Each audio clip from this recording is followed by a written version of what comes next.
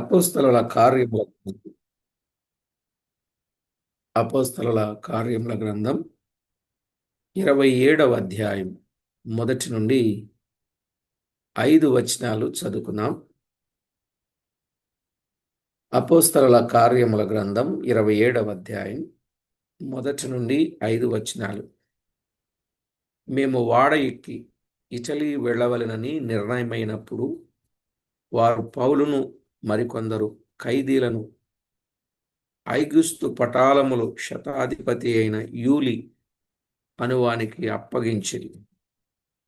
Asia దరి వెంబడినున్న పట్టణములకు ప్రయాణము చేయబోవు అద్రముత్తయ్య పట్టణపు వాడనెక్కి మేము బయలుదేరితిమి.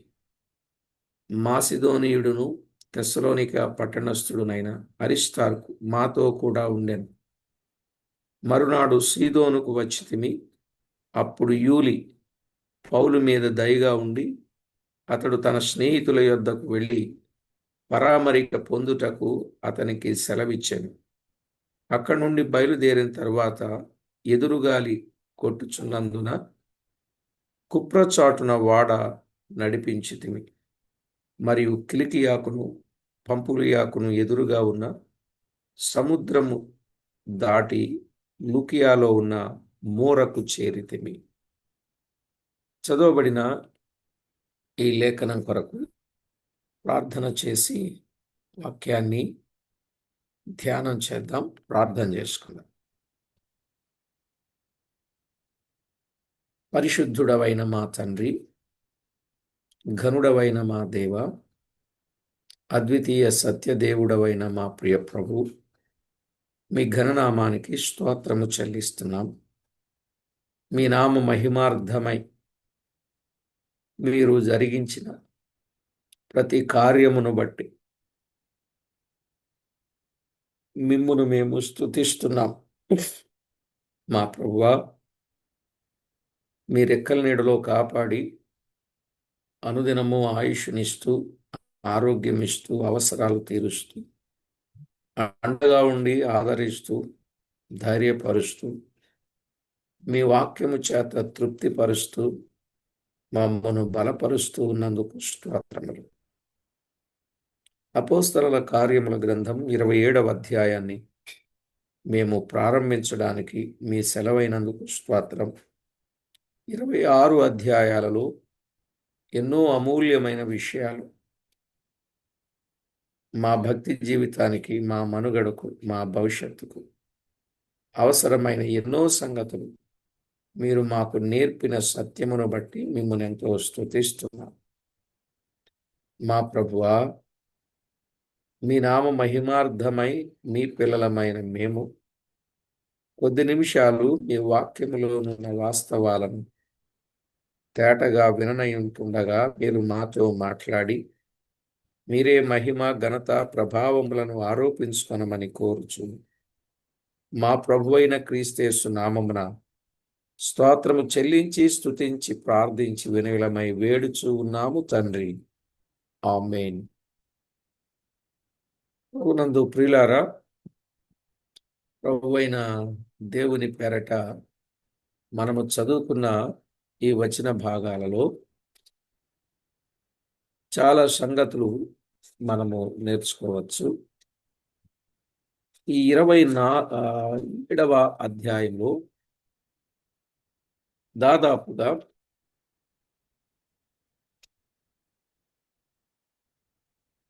44 వచనాలు ఉన్నాయి. ఈ 27వ అధ్యాయంలో ముఖ్య అంశం ఏంటంటే వారు రోమా ప్రయాణాన్ని గురించిన విషయాలు మనము చూడవచ్చు. ఇందులో క్రీస్తు ప్రభువును గురించి, ఆయన ప్రయాణములో కాపాడువాడైన క్రీస్తు, ప్రయాణములో కాపాడువాడైన క్రీస్తును చూస్తాం. ఇందులో భాగములు 1 నుంచి 5 వచనాలు కైసర నుండి మూరకు చేసిన ప్రయాణం. కైసర నుండి మూరకు చేసిన ప్రయాణం. ఇక 6 నుండి 44 వచనాలు, 6వ వచనం నుండి 44 వచనాలు అలెగ్జాంద్రియా వాడలో మెలితేకు చేసిన ప్రయాణం. అలెగ్జాంద్రియా వాడలో మెలితేకు చేసిన ప్రయాణం. ఇందులో కొంత ధ్యానాలు మనం ఆలోచన చేస్తే పౌలు రోమా ప్రయాణం అనేది కనబడుతుంది. పౌలు రోమా ప్రయాణం అది 27వ అధ్యాయంలో 1 నుండి 28 వచనాలు చెప్పుకోవచ్చు. 27వ అధ్యాయం 1 నుంచి 28 వచనాలు.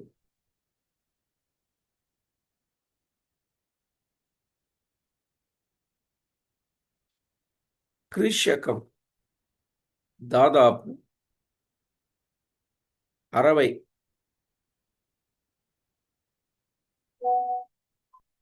అది శీతాకాలం. క్రీశకం దాదాపు 60 సంవత్సరాలు. అది శీతాకాలం.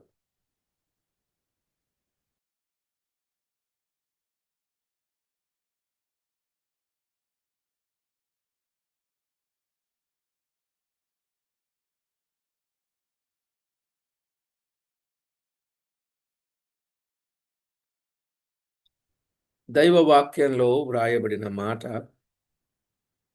మనము జ్ఞాపకం చేసుకున్నప్పుడు ఎన్నో అమూల్యమైన సంగతులు, ఆధ్యాత్మిక విషయాలు వ్రాయబడ్డాయి. ఈ పౌలు రోమా ప్రయాణం, ఈ ప్రయాణం 5 భాగాలుగా ఉన్నది. ఈ ప్రయాణం 5 భాగాలు. 1, చిన్న వాడలో కైసరి నుండి చిన్నాసియా దక్షిణ తీరమునకు చేసిన ప్రయాణం.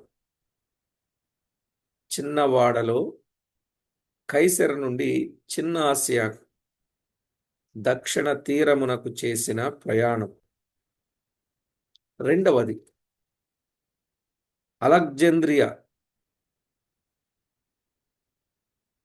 అలెగ్జాంద్రియాదైన ఒక పెద్ద ఓడలో చేసిన ప్రయాణం.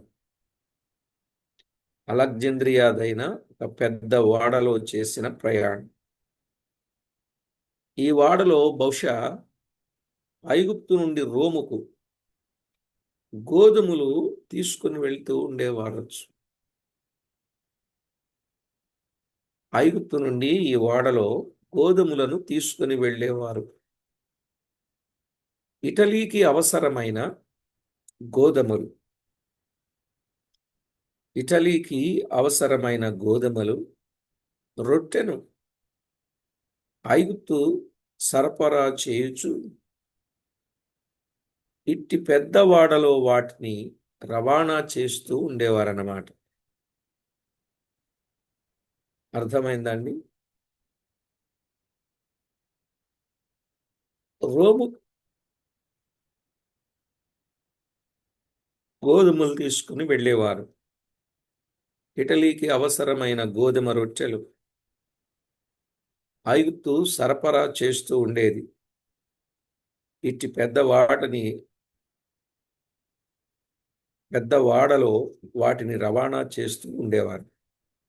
ఇక మూడవది, వాడ బ్రద్దలైనందున మిలేతు దీవిలో శీతాకాలము గడిపారు. వాడ బ్రద్దలైనందున వారు మిలేతు దీవిలో శీతాకాలము గడిపినట్లు చూడగలం. ఇక 4వది, మరలా వాడనెక్కి మిలేతు నుండి ఇటలీ యొక్క ముఖ్య భూభాగమునకు చేరారు. మిలేతు నుండి ఇటలీ యొక్క ముఖ్య భూభాగానికి చేరారు. ఐదవది పుతియోలి నుండి రోము పట్టణమునకు నేలపై ప్రయాణం చేశారు.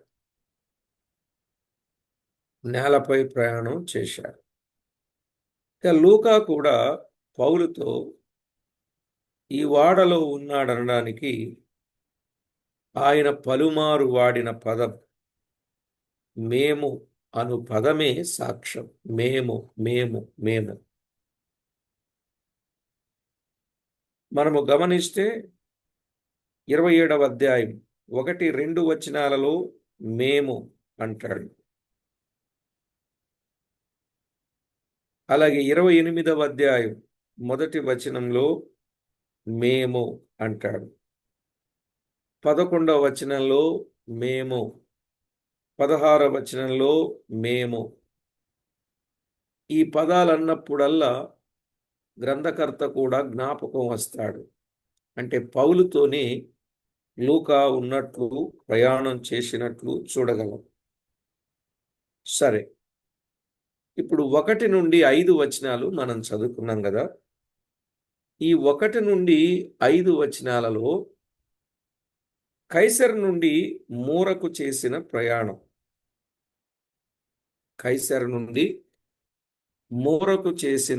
ప్రయాణం. ఈ ప్రయాణం 570 మైళ్ళు. 570 మైళ్ళండి. 570 మైళ్ళు ప్రయాణం చేశారు వాళ్ళు.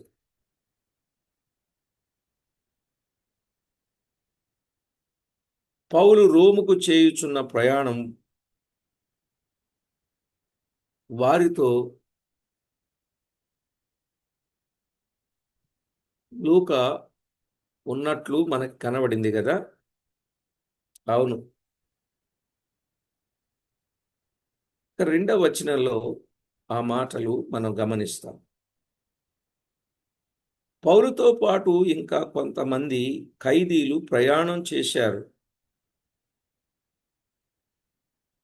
19వ అధ్యాయం 29వ వచనం. 19-29,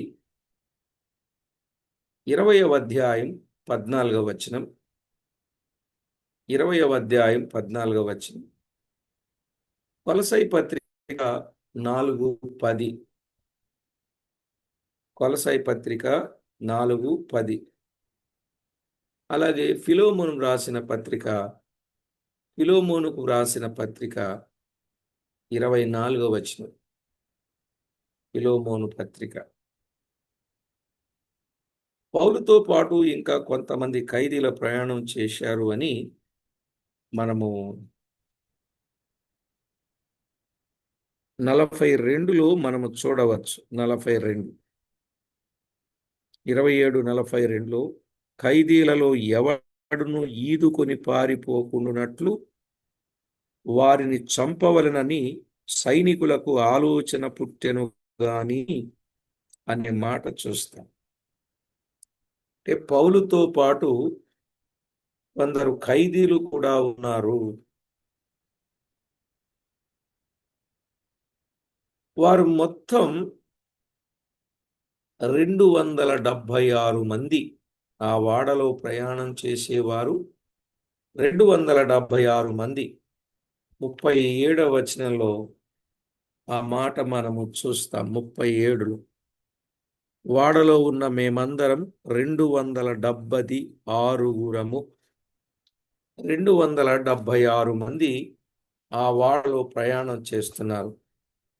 అయితే మిగతా ఖైదీలను గురించి మనకేమీ తెలియదు.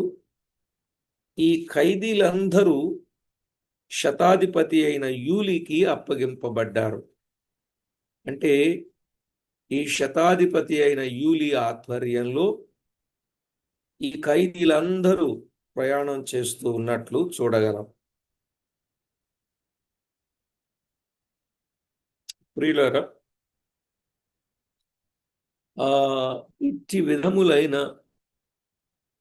27:1 శతాధిపతి అయిన యూలి అనే మాట. రోమా సైనికులకు వేరు వేరు పేర్లు కలవు. ఆ పేర్లు ఏంటంటే కొర్నేలి, ఇటలీ పటాలమునకు చెందినవాడు. అవును కదా. కొర్నేలి ఇటలీ పటాలమునకు చెందినవాడు 10:1 ప్రకారంగా. ఈ యూలి ఐగుస్తు పటాలమునకు చెందిన వాడు. ఆయనేమో ఇటలీ పటాలమునకు చెందినవాడు. ఈయనేమో యూలి ఐగుస్తు పటాలమునకు చెందినవాడు. 1 రోమా చక్రవర్తులలో ఒకడు, మొదటి ఐగుస్తు అనువాడు. రోమా చక్రవర్తులలో ఒకడు ఎవరైనా ఐగుస్తు మొదటివాడు. ఈ మాట మనకి లూకా సువార్త 2వ అధ్యాయం 1వ వచనంలో కనబడుద్ది. లూకా సువార్త 2వ అధ్యాయం 1వ వచనంలో మనకి కనబడుతుంది. అతని పేరు అగస్టస్. ఇతనిని బైబిల్ నందు కైసరు ఐగుస్తు అని పిలిచారు. బైబిల్ గ్రంథంలో ఈ అగస్టస్ అనే ఆయన్ని కైసరు ఐగుస్తు అని పిలిచారు. రోమా సేనలోని పటాలమునకు పేర్లున్నాయి. ఇటలీ పటాలం కైసర్లో ఉండెను. ఇటలీ పటాలం కైసర్లో ఉంది. 10వ అధ్యాయం 11వ వచనం. ఇటలీ పటాలం కైసర్లో ఉంది. 10-11. కొర్నేలి దాని అధిపతి. పౌలు ఖైదీలో ఉన్న దినములలో ఐగుస్తు పటాలముగా ఉండేది. పౌలు ఖైదీగా ఉన్న దినాలలో ఐగుస్తు పటాలముగా ఉండెను. ఐగుస్తు పటాలము ఉండెను. ఇందులో కొన్ని విషయాలు విందాం. 1, ఐగుస్తు అనగా పూజనీయుడు అని అర్థం. ఐగుస్తు అనగా పూజనీయుడు. ఐగుస్తు రోమా చక్రవర్తి బిరుదులలో ఒకటి. ఇది ఐగుస్తు అనేది రోమా చక్రవర్తి బిరుదులలో ఒకటి. వారి గౌరవార్థమై ఈ పటాలమునకు ఈ పేరు పెట్టేవారు. వారి గౌరవార్థమై పటాలానికి పేరు పెట్టారు. వారు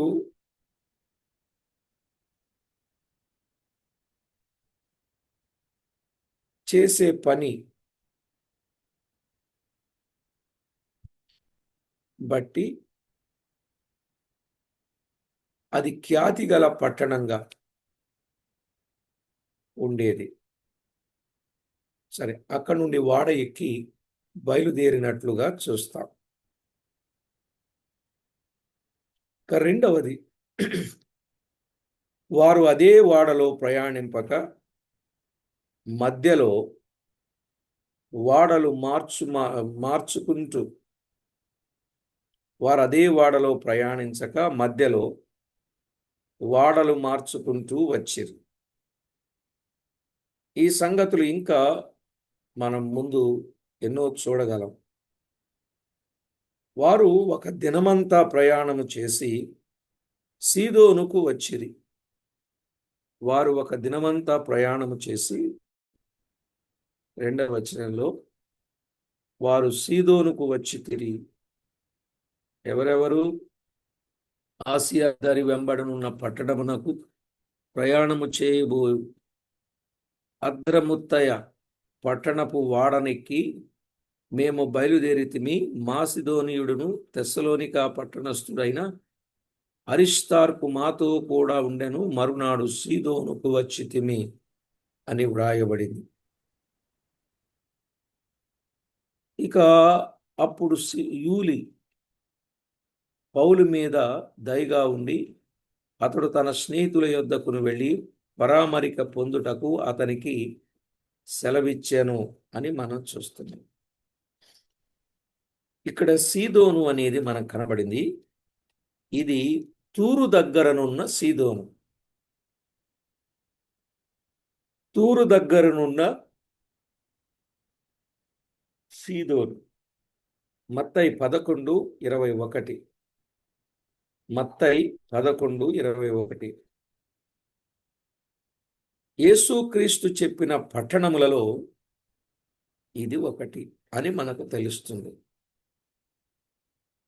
సీదోను పట్టణం యేసుక్రీస్తు చెప్పిన పట్టణపు పేరు. అయితే పూర్వం అందును పట్టణము దగ్గరనే ఈ పట్టణము నిర్మింపబడింది. అంటే పట్టణానికి దగ్గరనే. కొన్ని సంవత్సరాలు చెరసాలలో పౌలు గడిపాడు. అందును బట్టి యూలి పౌలు మీద దయగా ఉన్నాడు అని మనం చూస్తాం. చాలా కాలం నుండి జైల్లో ఉన్నప్పుడు అక్కడున్నటువంటి అధికారులు వారి మీద జాలి పడతారు. అందులోనూ ఏ తప్పిదము లేకుండా పౌలు జైలుకు వెళ్ళినప్పుడు మరింత జాలి అర్థమైపోద్ది వాళ్ళకి. ఆ వరుసలో వారు అలాగున్నారు అని మనం చూస్తాం. 3వ వచనంలో చూస్తాం. నిజమే. 28వ అధ్యాయం 2వ వచనంలో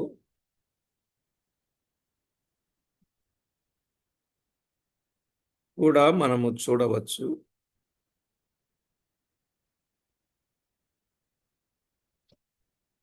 వారి మీద జాలిపడినట్లు అనాగరికులు కూడా మనకు అర్థమవుతుంది. సరే, సామెతల గ్రంథం 16వ అధ్యాయం 7వ వచనంలో ఒక మాట మనం ఎరుగుదు.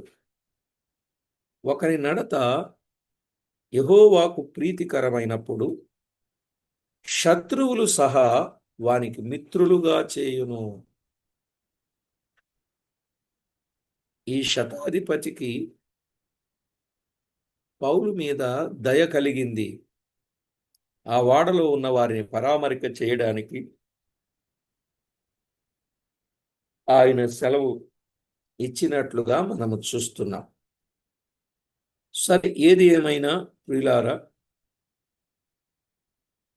మిత్రులంగా మనము దేవునికి మన ప్రవర్తన ప్రీతికరంగా ఉంటే శత్రువులను సహా మిత్రులుగా చేస్తాడు. ఆదికాండం 26వ అధ్యాయం 26 నుండి 28 వచనాలు. 26, 28. ఈ స్నేహితులు క్రైస్తవుల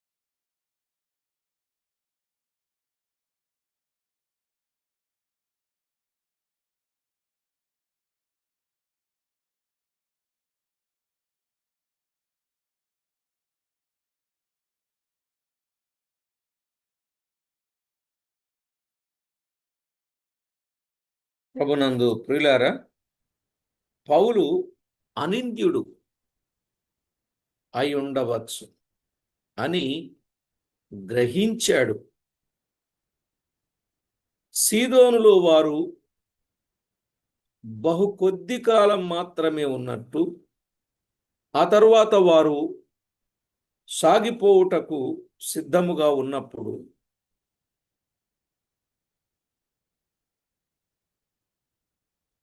బయలుదేరినట్లు మనము చూస్తాం. సిద్ధమన్నప్పుడే వారు బయలుదేరి సాగిపోయారు. అక్కడి నుండి బయలుదేరి ఎదురుగాలి కొట్టినందున కృప్రచాటున ఓడ నడిపించి తిరిగి, ఎదురుగాలి బాగా ఎదురైతే వారు కుప్రచాటున నడిపించినట్లు చూస్తాం. వారు కుప్రకు వచ్చినప్పుడు పౌలు అనేక సందర్భములు మనసుకు వచ్చి ఉండవచ్చు. ఎలయనగా కొన్ని సంవత్సరముల క్రితము అతడు బర్నబాతో కలిసి కుప్రలో సువార్త ప్రకటించినట్లుగా చూడగలం. బర్నబాతో కలిసి కుప్రకు వచ్చాడు ఒకప్పుడు, మళ్ళీ అదే కుప్రకు వచ్చినట్లుగా చూస్తాం. తరువాత పౌలు స్వస్థలమైన కిలికియా ప్రాంతంలో ప్రయాణించినట్లు చూడవచ్చు. గనుక అనేక విషయములు పౌలు మనసులో మెదిలి ఉండవచ్చు అనేది అభిప్రాయం. తార్సులో అతని బాల్య జీవితం మనకు తెలుసు కదా. యెరూషలేము పాఠశాలలో విద్యను అభ్యసించుటకు వెళ్ళు దినము పౌలుకు జ్ఞప్తికి వచ్చింది. ఆ సముద్రపు అలలపై పౌలుకు జ్ఞప్తికి వచ్చినప్పుడు ఆ సముద్రపు అలలను బట్టి తన మనసులో, ఒకప్పుడు నేను ఇక్కడ చదువుకున్నాను, ఇప్పుడు నేను ఇటు ప్రయాణం చేస్తున్నాను, అప్పుడు నా జీవితం వేరు, ఇప్పుడు నా జీవితం వేరు అనేటట్లుగా తన మనసులో అనేక, ఓ ప్రక్క నుండి ఆనందమయమైన సంగతులు, ఓ ప్రక్క విషాదాంత సంఘటనలు ఆయన జీవితంలో నుండి ఆయనకు జ్ఞాపకం వచ్చి ఉండొచ్చు. అటు తరువాత వారు రేవు పట్టణమునకు మూరకు చేరిరి అని మనం చదువుకున్నాం. నిజమే ప్రియులారా, జీవితంలో చేయని నేరానికి శిక్షను అనుభవించడానికి ప్రయాణంలో ఉంటే ఓ ప్రక్క సంతోషం, మరొక ప్రక్క దుఃఖం, మరో ప్రక్క ఆనందం, మరో ప్రక్క ఆవేదన, మరో ప్రక్క నా ప్రభువును బట్టి, మరొక ప్రక్క నా ప్రభువే నన్ను చూసుకుంటాడు, నా ప్రభువు కొరకు ఇట్టి శ్రమను అనుభవించడం నాకు ధన్యత, మరొక ప్రక్క ఇలాగ ధన్యత కలిగి ఉండబట్టే నాకు బహుమానం అని మరొక ప్రక్క. ఇలాగున ఆయన జీవితంలో ఎన్నో కోణాలు ఎదురవుతా వస్తున్నాయి. అయితే ప్రియులారా, మనం ఇక్కడ గమనించాల్సింది, ప్రయాణములో ఉన్నప్పుడు ప్రభు కాపాడుతాడా? తప్పనిసరిగా కాపాడుతాడు. నీ రాకపోకల యందు యెహోవా నిన్ను కాపాడును అన్నాడు. నిజం, ఆయన కాపాడేవాడు అనే సత్యాన్ని 121వ కీర్తనలో మనము చూస్తాం. ఏ అపాయము రాకుండా కాపాడుతాడు, కునుకక నిద్రపోకుండా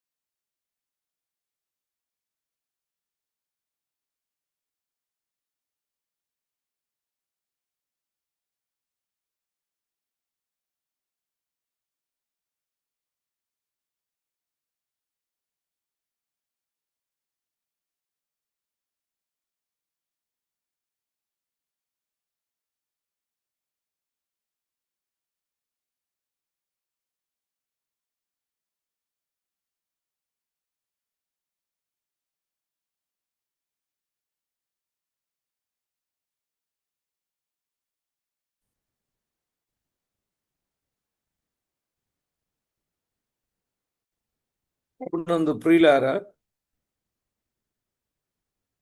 దేవుడు కాపాడువాడు తన పిల్లలను. నిజమే. ఎలా కాపాడుతాడో దైవ గ్రంథంలో మనము చూస్తాం. ఒక మాట చదువుకొని ముందుకు సాగుదాం. కీర్తనాకారుడు చెప్పాడు, 33వ కీర్తన 18వ చరణం. 33:18. వారి ప్రాణమును మరణము నుండి తప్పించుటకును, కరువులో వారిని సజీవులనుగా కాపాడుటకును అన్నాడు. వారి ప్రాణమును మరణము నుండి తప్పించుటకు అనే మాట చూడండి. కరువులో వారిని సజీవులుగా కాపాడుటకు. దేవాది దేవుడు తన యందు భక్తి కలిగి, తన యందు విశ్వాసము కలిగి, తన యందు నీతి కలిగి, తన యందు యథార్థత కలిగి, పవిత్రమైన మంచి మనస్సాక్షి కలిగి ఉన్నప్పుడు ప్రాణమును మరణము నుండి తప్పిస్తాడు, కరువులో సజీవులనుగా కాపాడతాడు. నిజమే, మన దేవుడు ఎంత చక్కగా కాపాడువాడో ఆ మాటలు మనము ఎరుగుదు. నిజమే ప్రియులారా, 116వ కీర్తనలో కూడా 116వ కీర్తనలో 6, 7, 8 చరణాలు మనము చదివితే 116వ కీర్తన 6, 7, 8 చరణాలలో యెహోవా సాధువులను కాపాడువాడు, నేను కృంగి ఉండగా ఆయన నన్ను రక్షించెను. చూడండి, యెహోవా సాధువులను కాపాడువాడు, నేను కృంగి ఉండగా ఆయన నన్ను రక్షించెను అని. నా ప్రాణమా, యెహోవా నీకు క్షేమము విస్తరింపచేసి ఉన్నాడు. నా ప్రాణమా, యెహోవా నీకు క్షేమము విస్తరింపజేసి ఉన్నాడు. తిరిగి నీ విశ్రాంతిలో ప్రవేశింపుము అని 9వ చరణంలో ఒక మంచి మాట. మరణము నుండి నా ప్రాణమును, కన్నీళ్లు విడవకుండా నా కన్నులను, జారిపడకుండా నా పాదములను నీవు తప్పించి ఉన్నావు. ఈ మాటలు చాలా చక్కని మాటలు కదా. మరణము నుండి ప్రాణాన్ని, కన్నీళ్లు విడవకుండా కన్నులను, జారిపడకుండా పాదములను తప్పించే దేవుడు. ఈ మాటలు మన మనసులో ఉన్నప్పుడు చాలా చక్కని కృతజ్ఞతా భావం దేవుని మీద మనకు కలుగుద్ది కదండి. ఇక్కడున్న మాట, ఒకటి కృంగి ఉండగా రక్షించేవాడు ఆయనే. రెండవ మాట, ప్రాణమునకు క్షేమమును విస్తరింపజేసేవాడు ఆయనే. మూడవ మాట, విశ్రాంతిలోనికి ప్రవేశింపజేయువాడు ఆయనే. నాలుగవ మాట, మరణము నుండి ప్రాణమును కాపాడువాడు ఆయనే. ఐదవ మాట, కన్నీళ్లు విడవకుండా కన్నులను తప్పించేవాడు ఆయనే. ఆరవ మాట, జారిపడకుండా పాదములను తప్పించేవాడు ఆయనే.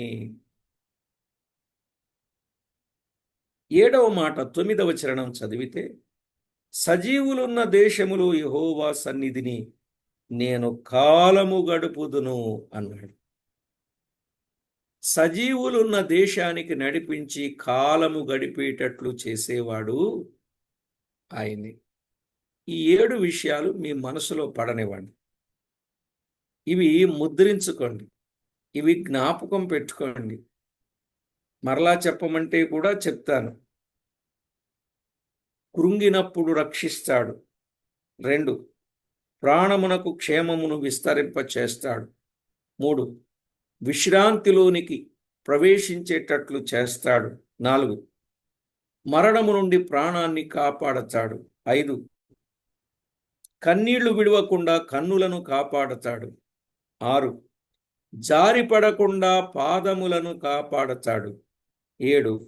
సజీవుల దేశములో కాలము గడిపేటట్లుగా చేస్తాడు. బహుశా ఈ వచనాలన్నీ కూడా పౌలు తన అనుభవంలోనికి తెచ్చుకొని ఉండవచ్చు. ఎందుకంటే శ్రేష్టమైన విషయాలు, అమూల్యమైన విషయాలు, ఆధ్యాత్మికమైన విషయాలు మనసులో ఉన్నప్పుడే ఆ నిరీక్షణ అనేది కలిగి ఉంటారు. ప్రాణాన్నైనా లెక్క చేయలేదు అనంటే దాని అర్థం ఏమిటి? ఇక కొట్టుట, తిట్టుట, ఈడ్చుట, బంధించుట, చెరసాలలో పెట్టుట, అక్కడి నుండి చంపే ప్రయత్నాన్ని చేయుట, ఈ అనుభవాలన్నీ ఆనాటి భక్తులు పొందారు అనంటే వారు ప్రభువుని ఎక్కువగా ప్రేమించిన వారు. వారు ప్రభువుకు ఇష్టంగా బ్రతకాలి, మా ప్రాణం కాదు, ప్రాణము కంటే విలువైన వాడు ప్రభువు. మేము కన్నవాటిని విన్నవాటిని చెప్పకుండా ఊరకుండా లేం అని ఆ రోజుల్లో వారు చెప్పారు. ఎన్ని శ్రమలున్నా వారు దేవుని నామాన్ని ఊరేగించారు అనంటే వారు దేవుణ్ణి ఎంత ప్రేమించారో, దేవుని కొరకు ఎంత గొప్ప త్యాగాన్ని వారు చేయడానికి ఇష్టపడ్డారో. కాబట్టి ఈ విషయాలు ప్రతి ఒక్కరూ ఆలోచన చేసి, ప్రతి ఒక్కరూ అర్థం చేసుకుని ప్రభువుకి ఎంతో మహిమ తెచ్చేటటువంటి వారుగా ఉండాలని ప్రభు పక్షంగా ప్రేమతో మనవి చేస్తున్నాం. నిజంగా ఆ రోజుల్లో ఎదురైన పరిస్థితుల గుండా వారు వెళుతూ ఉన్నప్పుడు ప్రియులారా, దేవుని మీద వారు ఆనుకున్న తీరు అసలు నాకు ఒక గొప్ప మాట అండి. అపోస్తల కార్యములు 27వ అధ్యాయంలో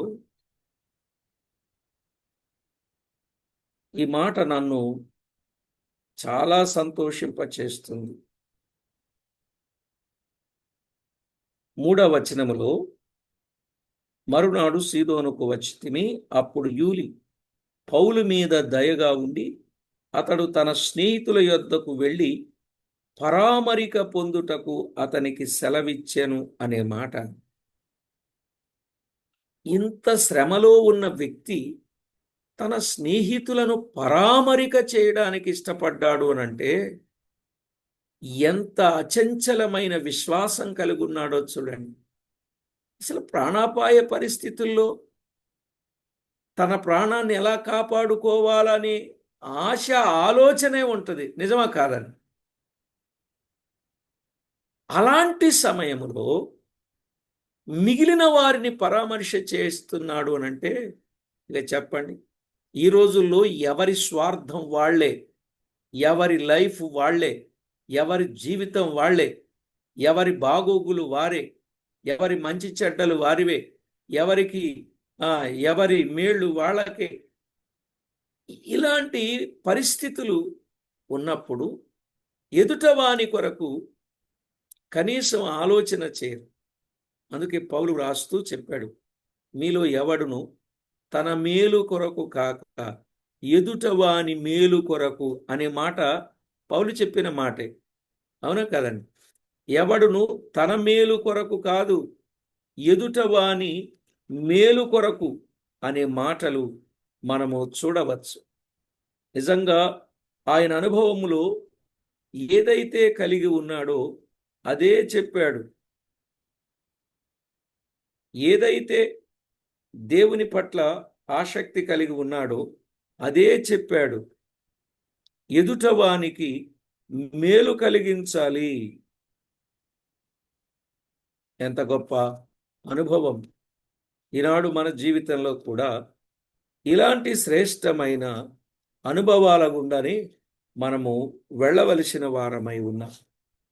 ప్రభునందు ప్రియులారా, ఈ రోజుల్లో స్వార్థం అనేది మనుషుల జీవితంలో ఎక్కువైపోయింది. ఎక్కడ చూసినా, ఎవరిని చూసినా ఎంతసేపు ఏం చేస్తున్నాడు? తన కొరకే. కొరింథీయులకు రాస్తూ ఈ మాట చెప్పాడండి. కొరింథీయులకు రాసిన మొదటి పత్రిక 10వ అధ్యాయం 24వ వచనాన్ని మనం చదువుకుందాం. కొరింథీయులకు రాసిన మొదటి పత్రిక 10వ అధ్యాయం 24వ వచనం. ఎవడును తన కొరకే కాదు, ఎదుటివాని కొరకు మేలు చేయ చూచుకొనవలెను. ఈ మాట నాకు చాలా ఇష్టమైన మాట అండి. ఎవడును తన కొరకే కాదు, ఎదుటవాని కొరకు మేలు చేయ చూచుకొనవలెను. ఎవడును తన కొరకే కాదు, ఎదుటవాని కొరకు మేలు చేయ చూచుకొనవలెను అన్నాడు. ఈ మాట ఎంత విశేషమైన మాట అండి. ప్రతి ఒక్కరూ తన కొరకే చూచుకునే దినాలివి. ఎదుటవాని మేలు కొరకు ఏమీ చేసేవారు కాదు. ఇప్పుడున్న ప్రమాదంలో, ఇప్పుడున్న పరిస్థితుల్లో అతడు తన స్నేహితుల దగ్గరకు వెళ్ళి పరామరిక చేయటానికి ఇష్టపడ్డాడు. అందుకు యూలి, ఆ శతాధిపతి, ఈయన మీద దయ చూపాడు అనే మాట కూడా చాలా విశేషమైన మాటే. అయితే పౌలుతో పాటు ఎంతమంది ఉన్నారు? బహుశా 276 మందిని ఆయన ధైర్యపరిచిన వాడుగా, ఆయన రక్షించిన వాడుగా ఉన్నట్లు మనము చెప్పవచ్చు. ఆయన రక్షించిన వాడుగా, ఆయన కాపాడిన వాడుగా ఆయన ఉన్నట్లు మనము చూడవచ్చు. ఆ ముగింపులో అదే, ఆ ముగింపులో ఆ విషయాలే మనము చూస్తాం. ఇక శతాధిపతి పౌలు చెప్పినట్లుగా చేసినట్లు మనం చూడగలం. 27వ అధ్యాయం అంతా బాగా ఆలోచన చేస్తే 25వ వచనానికి వస్తే 27, 25, కాబట్టి అయ్యలారా ధైర్యము తెచ్చుకొనుడి, నాతో దూత చెప్పిన ప్రకారము జరుగునని నేను దేవుని నమ్ముచున్నాను. ఎంత గురి కలిగి ఉన్నాడు, ఎంత కాన్ఫిడెంట్ కలిగి ఉన్నాడో చూడండి, ఎంత ఫెయిత్ కలిగి ఉన్నాడో చూడండి. అయ్యలారా ధైర్యము తెచ్చుకొనుడి, ధైర్యము తెచ్చుకొనుడి, ఒక్కడు కూడా నాశనము కారు. ధైర్యము తెచ్చుకొని, చచ్చిపోతారని భయంతో ఉన్నారు కదా మీరు. లేదు లేదు, మీరు ఆహారం పుచ్చుకోండి అని చెప్పినప్పుడు 36లో అప్పుడు అందరూ ధైర్యము తెచ్చుకొని ఆహారము పుచ్చుకొని అనే మాటలు చూస్తారు. నిజంగా ఎదుటవాని మేలు కొరకు పౌలు చేసిన పని ఎంత విశేషమైంది. ఈవేళ వర్తమానం వింటున్న మీరు కూడా మీ కొరకు కాదు, ఎదుటవాని కొరకు కూడా ఆలోచన చేయాలి. వారి రక్షణ విషయము కానీ, వారి సంరక్షణ విషయము కానీ జ్ఞాపకం పెట్టుకోండి. ఎదుటవారి విషయములో 2 కారణాలు.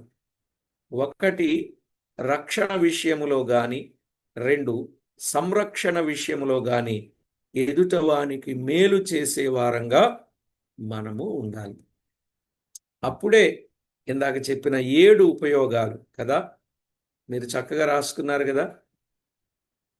ఆ 7 ఉపయోగాలు నిజం. ఎంత గొప్ప కార్యాన్ని దేవుడు చేస్తాడు. కాబట్టి ప్రభునందు ప్రియులారా, మన జీవితంలో మనం ఎప్పుడు కూడా నిరీక్షణ కోల్పోకూడదు. ఓ పాట ఉండేదండి. దేవుని యందు నిరీక్షణ నుంచి ఆయనను స్తుతించున ప్రాణమా.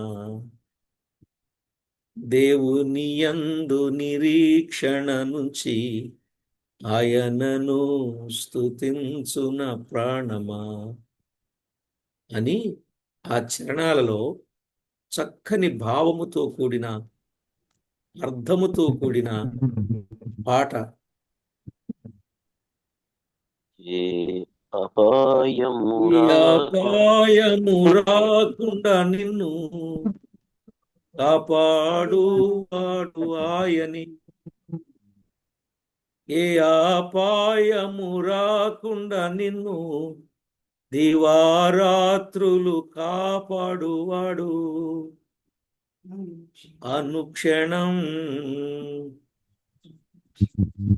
అనుక్షణం నీ పక్షముండు రక్షక. నీ పక్షముండు దేవుడు. అనుక్షణం, ప్రతిక్షణం నీ పక్షముండు దేవుడు ఆయని. మన పక్షముండే దేవుడు, దివారాత్రము కాపాడే దేవుడు ఆయని. కాబట్టి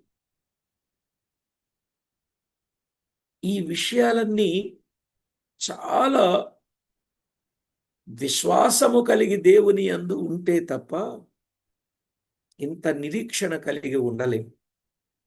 కాబట్టి ప్రభునందు ప్రియులారా, ఎన్నో సంగతులు దైవ లేఖనాలలో మనం ఆలోచన చేస్తున్నాం. నిజంగా ప్రాణానికి క్షేమాన్ని విస్తరింపచేశాడు అన్నట్టే మరణము నుండి ప్రాణాన్ని కాపాడి, కన్నుల నుండి కన్నీళ్లు జారకుండా, పాదములు జారి పడిపోకుండా కాపాడేవాడు ఆయనే.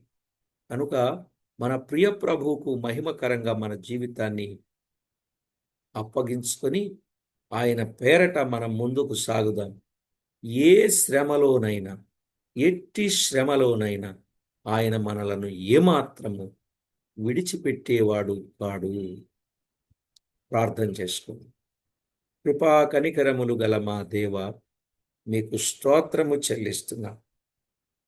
పౌలు రోమా ప్రయాణం విషయంలో నాయనా ఎన్నో ఆటంకాలు, అననుకూలతలు, ఆపదలు, అపాయాలు అయినప్పటికీ మీరు తోడై ఉన్నారు. మీరు కరుణించి కటాక్షించి కాపాడుచూ వచ్చారు. అందుకై స్తోత్రములు. ఈరోజు మాతో మాట్లాడిన మంచి విషయాలను బట్టి మిమ్మల్ని ఎంతో స్తుతిస్తూ, నాడు వారికే కాదు నేడు మాకు కూడా తోడై ఉన్నందుకు, కాపాడుచూ ఉన్నందుకు కృతజ్ఞతలు చెల్లించుచు మా ప్రభువు మా రక్షకుడునైన యేసు క్రీస్తు అమూల్యమైన నామమున స్తోత్రము చెల్లించి స్తుతించి ప్రార్థించి మిక్కిలి వినయముగా బ్రతిమిలాడి వేడుచూ ఉన్నాం మా పరమ తండ్రి. ఆమేన్. ప్రభునందు